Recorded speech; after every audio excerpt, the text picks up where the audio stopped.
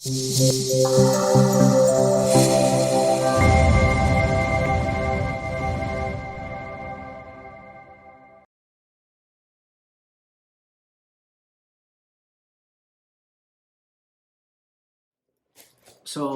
I know I've been making content for a while, and there's one thing I wish I knew when I was younger. Nothing about content, but about the four or three major East Asian ethnicities, which is Taiwanese, Chinese. I mean, they could both be Chinese, but the culture is very different. Um, Japanese and Korean.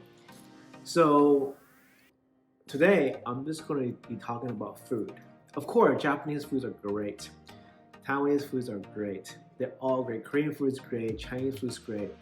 But the thing is, when you go out with the counterparts, Taiwanese, the Japanese, the Korean, and the Chinese, they're just split in the middle. The Japanese and Taiwanese act similar, and the Chinese and Korean, Chinese from mainland China, are different, or are similar as well. So those two, and the reason that is the case, I wish I knew earlier, is I would now, whenever I go with a certain group, I prepare myself. When I go with Japanese and Taiwanese, I expect that there will not be enough food left over. So I will always have to prepare to eat a little bit more in the beginning before I go, or eat a little bit more after I go. Because for some reason, the culture like that, it just always have the mentality of don't waste food, which is great. Especially if you're dating someone like that, because then you don't have to spend that much money, right, on food, on meals. But when you're going out, Koreans and mainland Chinese are so much better because you know that if you go to eat with them, no matter what happens, you will walk away super, super full, for sure.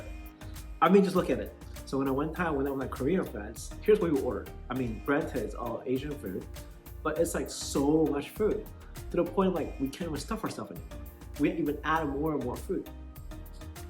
And then also, we look at the Chinese counterpart. Okay, we also eat a lot too. Like, so here, it's a very brief thing. So here's like quick synopsis of everything we ate. It's crazy. Like, there's only, let me give you this itinerary for 2 people, okay? 2 people in one day. So we first had a lunch, and that's all we had. Look at all the food. It's like a lot. The plates are not small, right?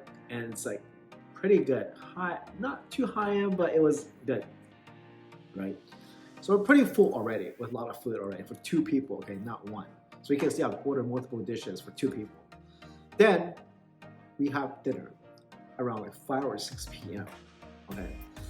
So, and look at all the food for 2 people, okay? 2 people. Look at that.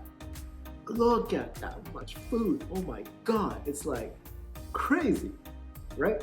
To the point that we can't eat anymore. So,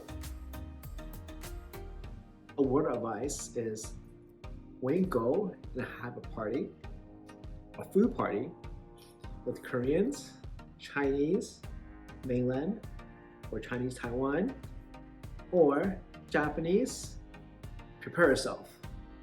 If you have to choose between which party to go to, always choose the Korean or the mainland Chinese party.